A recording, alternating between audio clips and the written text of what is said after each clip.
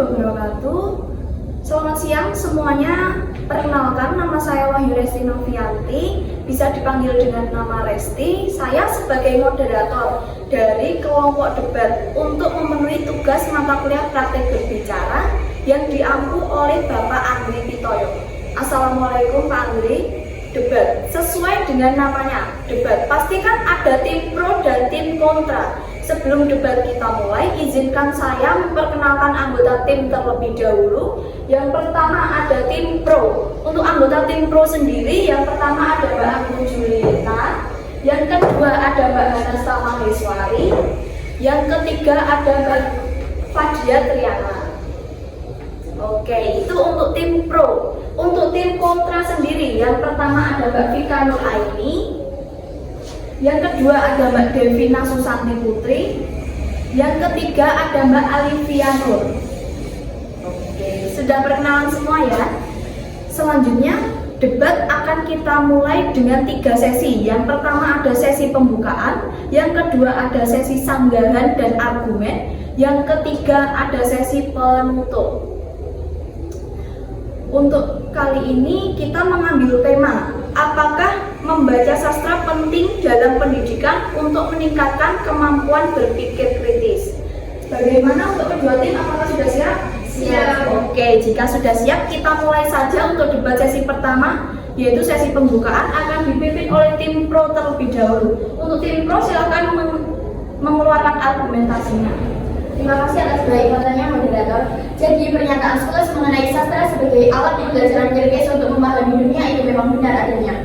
Membaca sastra bukan hanya tentang menikmati sebuah cerita, tetapi juga tentang melibatkan diri dalam proses analisis, interpretasi maupun evaluasi terhadap nilai-nilai yang terkandung dalam suatu teks. Proses ini secara efektif melatih kemampuan berpikir kritis kita karena memaksa pembaca untuk mempertanyakan dan bukan hanya menerima begitu saja suatu informasi atau pandangan yang disajikan.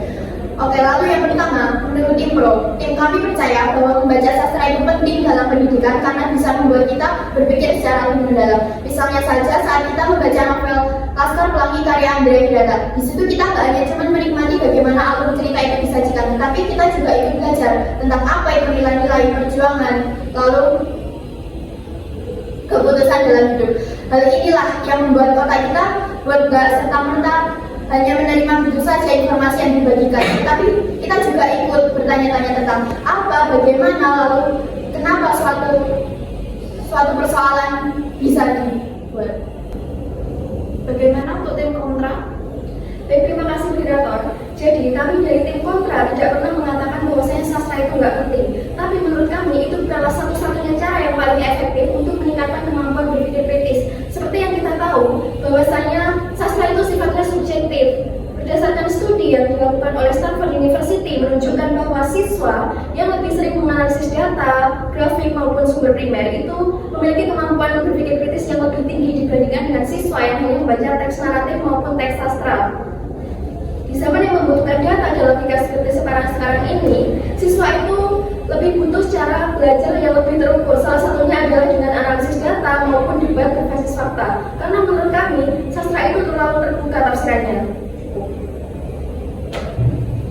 Oke, pembukaan yang sangat keren sekali dari kedua tim. Untuk selanjutnya kita lanjut saja pada debat sesi kedua, yaitu sesi argumen dan sesi sanggahan. Mungkin dari tim pro terlebih dahulu untuk memaparkan argumentasinya.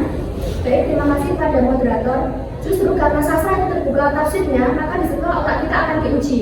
Bahkan ketika kita membaca cerpen maupun novel, kita akan dibuat bertanya-tanya, kenapa kok tokohnya melakukan itu, apa latar belakangnya.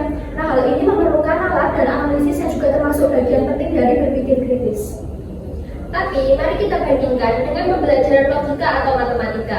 Dalam pembelajaran tersebut, siswa diasah untuk mengambil keputusan berdasarkan fakta, bukan hanya sekedar penalaran atau tafsiran saja. Hal itu jelas lebih mengasah kemampuan logika dan berpikir kritis siswa secara terstruktur.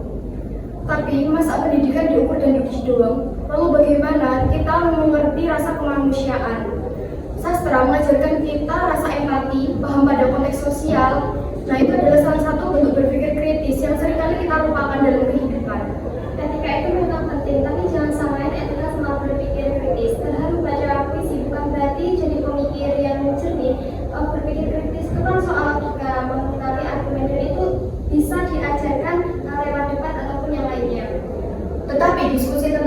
juga butuh suatu argumen. Justru siswa dilatih untuk mempertahankan argumennya lewat bukti dari suatu teks. Sama seperti debat, namun konteksnya saja yang berbeda. Mereka dilatih untuk berpikir lebih mendalam sehingga kata atau kalimat yang diucapkannya tidak hanya berupa kata iya dan tidak saja. Oke, tapi sekarang tuh masalahnya gini loh. Di dalam sastra itu tidak ada satu jawaban yang pasti. Berbeda dengan matematika atau sains yang hanya mempunyai satu jawaban pasti, sehingga siswa itu bisa berpikir lebih teliti. Kalau di dunia ini semua hal bisa dilakukan dengan bebas, lalu kapan siswa akan belajar mengenai akurasi? Loh, justru dunia nyata nggak selalu punya jawaban yang pasti. Bahkan ketika kita nanti bekerja, kita akan sering dihadapkan oleh situasi yang abu-abu. Nah, di sini sastra mengajarkan kita buat menghadapi situasi itu supaya kita bisa mengetahui bahwa nggak semua hal itu bisa diselesaikan dengan rumus. Tapi fleksibilitas tidak sama dengan ketidakpastian. Dalam dunia pekerjaan, kita dituntut untuk mengambil keputusan berdasarkan data yang ada. Kemampuan tersebut akan jauh lebih terasah jika menggunakan pembelajaran yang terstruktur dan memiliki hasil yang jelas. Coba lihat di negara maju. Negara-negara maju itu top soal pendidikan. Mereka mengajarkan sastra di sana untuk membangun empati dan merefleksikan diri. Itu adalah salah satu bentuk berpikir kritis. Ya, tapi jangan lihat sastranya aja. Sistem pendidikan di sana itu sudah berbasis riset dan evaluasi yang kata jadi bukan sastra doang yang bikin mereka maju. Sekali lagi, yang kami tekankan adalah berpikir kritis bukan hanya tentang persoalan logika saja, tetapi juga tentang nilai-nilai dan bagaimana suatu konteks itu bisa dibentuk. Di sastra kita diajak untuk berpikir dari berbagai sudut. Kita nggak cuma nanya dampak, lalu kenapa hal ini bisa jadi sangat penting dan sebagainya. Karena faktanya sastra memang tidak seklise itu.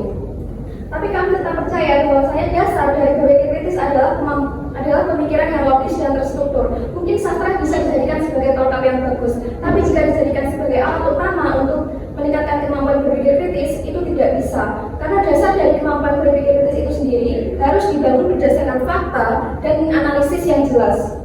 Tapi selain melatih kemampuan analisis, sastra juga membantu kita untuk berkomunikasi dan memahami perasaan orang lain. Jadi kita nggak bisa kalau cuma mengandalkan data dan logika aja. Nah, hal ini juga penting untuk meningkatkan kemampuan berpikir kritis supaya kita bisa membuat keputusan yang lebih baik untuk kedepannya nanti.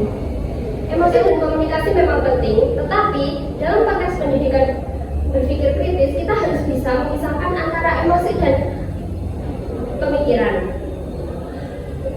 Emosi terkadang membuat kita manusia menjadi lebih bias. Oleh karena itu, pendidikan harus mengajarkan kita cara berpikir secara objektif terlebih dahulu, baru memahami konteksnya secara emosional. Bahkan sains dan teknologi itu butuh konteks kemanusiaan agar hasilnya bermanfaat. Sastra membuka wawasan itu.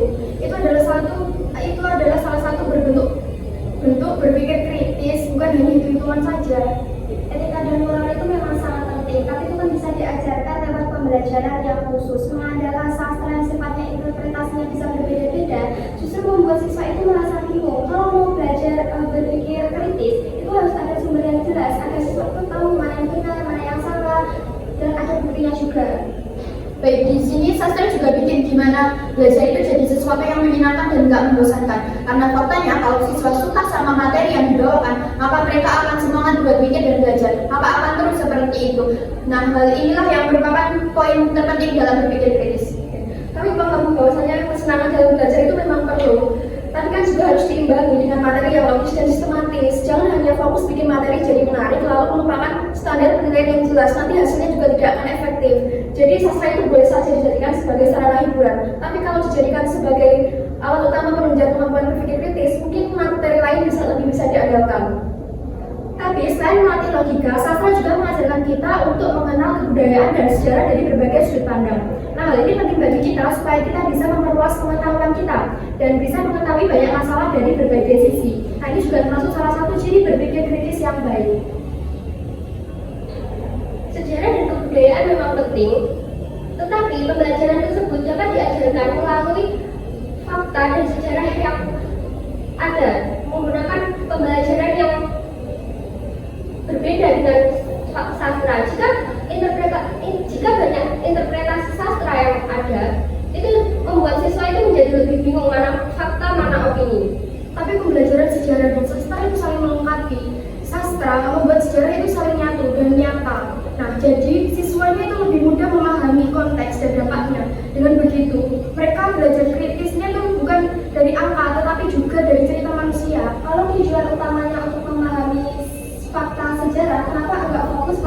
pembelajaran sejarah atau dokumen sejarah yang jelas. Sastra itu kan sifatnya dramatisasi yang membuat siswa itu salah paham fakta. Oleh karena itu, sastra justru mengajari kita bahwa nggak hanya menerima segala sesuatunya itu secara mentah-mentah saja, termasuk contohnya kita sejarah. Kita dilatih untuk mempertanyakan dan menganalisis berbagai sudut pandang yang berbeda. Hal ini yang merupakan poin terpenting dalam berpikir kritis. Oke, mungkin analisis dan pertanyaan itu memang penting, tapi juga harus dilakukan lewat sumber yang jelas dan terpercaya. Jangan hanya berfokus pada materi yang sifatnya itu interpretatif. Bukannya makin jelas, nanti malah menimbulkan kebingungan dan relativisme yang tanpa batas.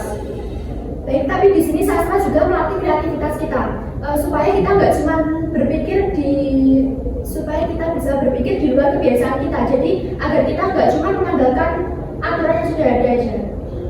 Kreativitas memang penting, tetapi jika kreativitas itu tidak terkontrol, hal itu dapat membuat pembelajaran itu hal-hal yang tidak baik akan bisa terjadi.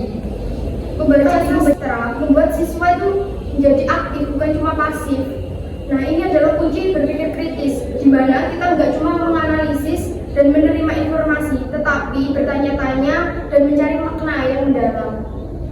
Kami setuju membaca aktif itu memang penting, tapi itu kan bisa dilatih lewat bahan non sastra seperti membaca berita ataupun yang lainnya. Jadi sastra itu bukan satu-satunya cara. Oke, baik. Kita sudah debat pada sesi kedua ya teman-teman. Sangat seru sekali dan mungkin sudah mulai panas ya. Untuk itu kita masuk saja pada debat sesi ketiga, yaitu sesi penutup. Mungkin dari tim pro terlebih dahulu untuk memaparkan argumentasinya. Baik, terima kasih Mbak Moderator. Jadi intinya membaca sastra bukan hanya soal cerita, namun soal berpikir, merasakan dan memahami dunia. Sastra mengajari kita untuk bergabah dalam mengambil keputusan. Kesimpulan dari tim kontra, berpikir kritis itu butuh dasar yang kuat dan bisa diukur. Sastra memang menarik, tapi bukan alat utama buat melatih logika dan analisis. Pendidikan itu harus memberi fondasi yang jelas, baru disusul dengan hal-hal yang sifatnya pelengkap seperti sastra. Oke, terima kasih untuk kedua tim atas pemaparan argumen serta pendapatnya. Oke, dapat kita simpulkan bahwa banyak sekali cara untuk meningkatkan kemampuan berpikir kritis, baik melalui sastra maupun melalui pendekatan logika. Saya sebagai moderator dan perwakilan dari kelompok debat izinkan mengundurkan diri. Mungkin dari teman-teman juga ingin mengeluarkan pendapat maupun argumen, bisa saja dituliskan pada kolom komentar. Jika ada kurang dan lebihnya saya mohon maaf. Wassalamualaikum warahmatullahi wabarakatuh.